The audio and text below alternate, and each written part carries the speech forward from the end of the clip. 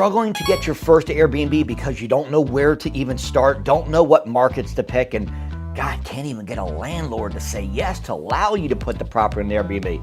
So maybe you're listening to me right now and you're a professional 9-to-5 worker and you're overworked and underpaid, as most people are that have jobs. And you're like, what if I could work for myself? I can build an empire for me and my family instead of building somebody else. Then this video is going to be for you, because I'm going to share with you 8 steps that I used in order if I was starting all over, and you can just basically model, mimic, and master these 8 steps to getting your first Airbnb in literally 30 days or less. Step number 1, right here. You got to start with the mindset. Now, when I say mindset, I just want you to understand the dynamics of this business. Getting into Airbnb arbitrage, so we're clear, basically means that we don't have to buy property. It's a fancy way of saying we're just going to rent a property from a landlord, get their permission, and put it on Airbnb. That's called arbitrage. Now, what I want to talk to you about is time and expectations. If you could give me 10 to 15 minutes a day, that would be all I need. So if you're watching me right now, you're like, I could give you 10 to 15 minutes a day, then pay attention, because every step is going to be so valuable. You're going to want to stay all the way to the end. This is exactly what I did and how I built an Airbnb empire. So the first thing is our mindset, because 80% of the success we have in anything we do, especially Airbnb, is going to be the belief. That's called the belief lid. And if we can open up the belief lid to believe and dream that we can do anything, we can achieve anything in this world. And so our first thing there is to realize that we're only going to take us a few minutes, 20 minutes, 15 minutes a day, and then believe 100%, without a shadow of a doubt, you're the best Airbnb host on this planet, and sooner or later you'll manifest that in your life. Step number 2 is you got to create an LLC. Now, the reason for it isn't just so that way you can protect yourself from any lawsuits, but it's also the mindset that goes back to say, you know what, I started a business, right? Maybe your husband or your wife, your boyfriend, girlfriend, your fiance, your significant other started a business. You're like, I want to do something for myself. It's the mindset to understand that you have created something yourself. And that's very valuable for a lot of people. So creating an LLC is extremely important, not only from the lawsuit side, but the mindset, but also so you don't commingle funds from your personal side, right? So it barriers a lot of different things, but that is the first step after you've got your mind right and saying, you know what, I want to do this because I'm a tiger caught in a cage and I'm tired of overworking myself and having somebody tap on my shoulder to tell me you want to get back from lunch. If you're being micromanaged, you don't like what you do, and you're part of the 83% that actually are not engaged at work anyway, then do this on the side. And eventually, hopefully, what'll happen is you can build this up to where this income surpasses your 9-to-5 income, and then you can wave bye-bye to the 9-to-5. That would be my hopes for you. No guarantees, because everybody's education and background is a little bit different, but I've helped a lot of people do this. Step number 3, and that is getting an EIN number. Now, why is this important? For 2 reasons. Number 1, it is basically the 9-digit number that is connected to your LLC. It is free, and all you gotta do is go to the irs.gov to get it. It takes 10 minutes. So once you get your LLC, you're gonna then apply for your EIN number, irs.gov, and then that also double backs as what you can use for business funding later on down the line once you start establishing business credit, which I can help you with some tips and tricks and strategies there as well. Step number 4, and that is open up a business bank account. Now, I'm gonna give you some of my fan favorites, okay? And ones that I used, and then you guys can model, mimic, and master if you choose to, but this is what I did. I opened up a bank account at Bank of America, I opened up a business bank account at Chase, and I opened up a business bank account at Navy Federal. Not all at the same time, but the reason why I picked those bigger banks, those 3, is because once you're ready for business funding, those particular banks give very high credit limits on their credit cards. Now, does it have to be enough? If you don't have one of those in your area, could you go with a different bank? Could you go with a credit union that's a little bit more liberal in terms of funding? Absolutely. But I do like Chase, Bank of America, and Navy Federal for the reasons of high credit limits. Step number 5, and that is choosing the right market. So now we've opened up our LLC, we've got our EIN number, we went to the bank, we went in there and said, hey, listen, we want to open a bank account. Now it's time to actually pick the market. So where do you go? Well, what you can do is get onto airdna.co, and this will give you an idea of what people are doing in that city/state, so you can see what the occupancy. I'm gonna give you 5 factors right now while you're picking a city that, in my opinion, would be great areas to start your first Airbnb in. When you're on AirDNA, you can get the free version to start with, but let me say it this way, do not stay with the free version. My students get my software for free. I paid the $2,000 a year for the whole year. My students get to access that. It's very accurate data. The free, I can't say so much about, but it's a good start, okay? When you're on there, here's what you wanna look for. When you type in a city, you want to make sure that there are more than 250 active Airbnbers in that city. You don't want small little podunk cities, right? And you don't want the ones that are oversaturated. Think Miami and, Las Vegas, and think of Atlanta, and think of Chicago. Anything over 10,000, it's just going to be a little bit tougher for you because you got to be really good in those cities, right, to stand out. So you kind of want to be in that middle, right, above 250 and less than 1,000, and that's a good market. And the second thing you want to look for, and it'll tell you this right there on the site, you want to look for the occupancy to be above 60% as a whole. So the city average, if it's over 60%, you are in good shape. Also look for the market grade. The market grade goes from 0 to 100. I would like for it to be over 70, nothing less than 70 for a market grade. And lastly, you'll see the average daily rate. You want that to be above $150, so you're not competing with the local hotels, the Days Inns, La Quintas, and all these smaller ones that are going to beat you out based on them being bigger and a lot more funding behind them, right? Because remember, Airbnb arbitrage is the same business as a hotel, just on a smaller scale. In and out hospitality business.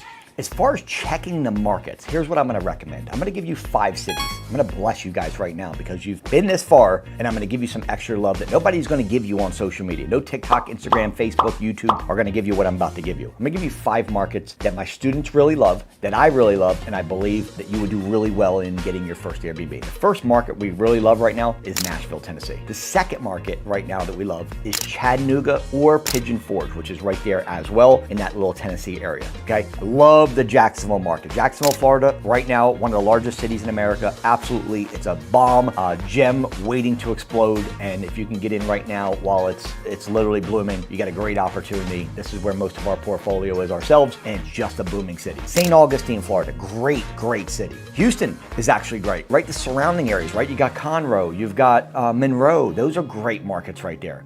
Broken Boat, Oklahoma, great market, right? Some of the Midwest areas right now, the Idaho, the Montana, right, Nebraska, these areas right now are way behind, say, the Miami, right? So you can go into these markets right now on Airbnb and actually do really well based on it not being saturated, not having to stand out 17 to 20,000 people that are doing it, right? They're kind of behind, which is where you want to go into. I'll give you another good market right now. I love the market of Charleston, South Carolina, and Myrtle Beach, South Carolina. These are another great areas for you guys to get into. So I wanted to give you these markets just to kind of show you. I'll give you one more because I know a lot of people are in California. Santa Clarita is an unbelievable market right now for Airbnb. Okay, so I wanted to kind of give you those.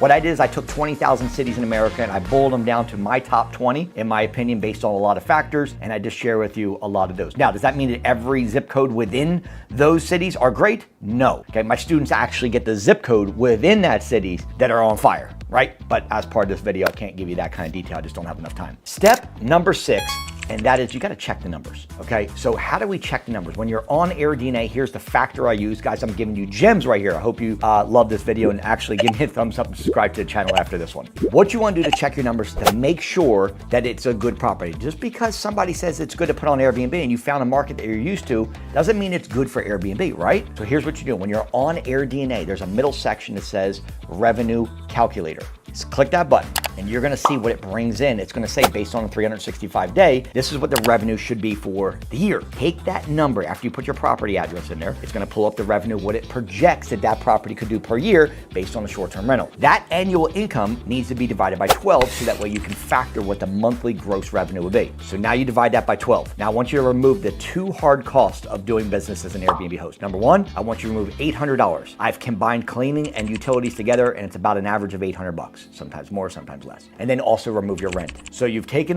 the gross annual divided by 12, removed out $800 for utilities and your cleaning, and then removed out whatever the rent payment is on that property that the landlord is asking for. That, what is left over, needs to be above $1,500. If it is less than $1,500, I would pass on the property. Above $1,500, it's a good deal, okay? Merry Christmas, Happy New Year, Happy Hanukkah, and Happy Holidays to you guys, because you just got the gift that keeps on giving to you over and over again. It's called the knowledge. Give me a thumbs up, subscribe to the channel. I'm the only one giving you real data, no fluff, all real stuff so you can be successful in the game of Airbnb.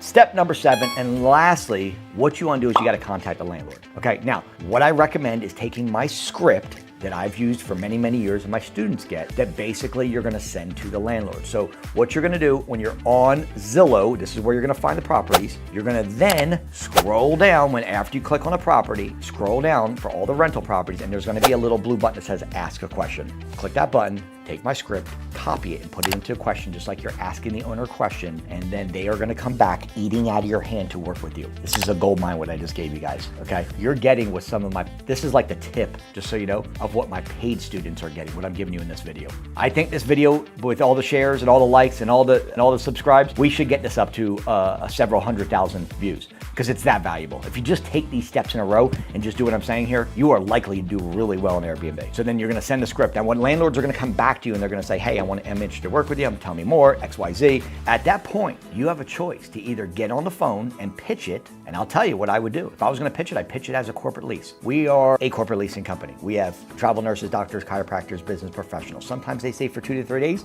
sometimes they stay for 2 to 3 months. Okay, but Mr. Landlord, here's the big difference from any traditional tenant. We're gonna keep your property in for sale condition the entire lease. In fact, it's gonna be in better condition when we leave than it is right now. And the reason for it is we have a professional cleaning crew that comes in once a week to deep clean the property, and any maintenance on a property that's small, we're gonna handle ourselves.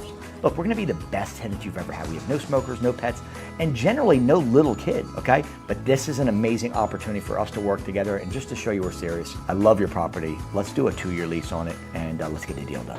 Can we put together a deal? And so you're gonna pitch it like that. Now, you have an opportunity to pitch it like that, but sometimes landlords can come back and say, where's your credibility? How many Airbnbs do you have? What have you been doing here? What's your website, right? And if you don't have that, that's where you're gonna put the word Airbnb in comments, and then you and I are gonna talk about how I've solved the 2 biggest problems in Airbnb history. Property market research, mitigate those risks of picking the wrong property in the wrong market and then owing the landlord money that you don't have because there's not enough guests showing up. Number 1. Number 2, how do we get a landlord to say yes if even after you pitch it as corporate leasing and you just follow the script I told you, the reality is once you pitch it, they're gonna ask for credibility. And if you don't have credibility because you don't have the Airbnb's background references website and all these things in place, it's likely that they're gonna tell you get your shit together and come back when you do. That's what I would do, okay? And lastly, guys, whatever the city and state is, make sure you get a permit. It's very simple. All you gotta do is Google the words Airbnb regulations in Philadelphia, Airbnb regulations in Jacksonville, Florida. And it will tell you, usually it's the first one that pops up. Airbnb itself has its own blob that it tells you kind of the loopholes in what you need to do and what you need to get to be legal in that city. Follow these steps right here, guys, step by step by step. This video was made for you wholeheartedly of what I did back to back in each of the 8 steps that you need to get your first Airbnb in less than 30 days. Subscribe to the channel, make sure you give me a thumbs up. And if you need help at all, put the word Airbnb comments and I'll personally reach out to you and we'll set up something where we can see if we can help you. When I say if, what I mean by that is, I know I can help you. God bless, be safe. Let's roll.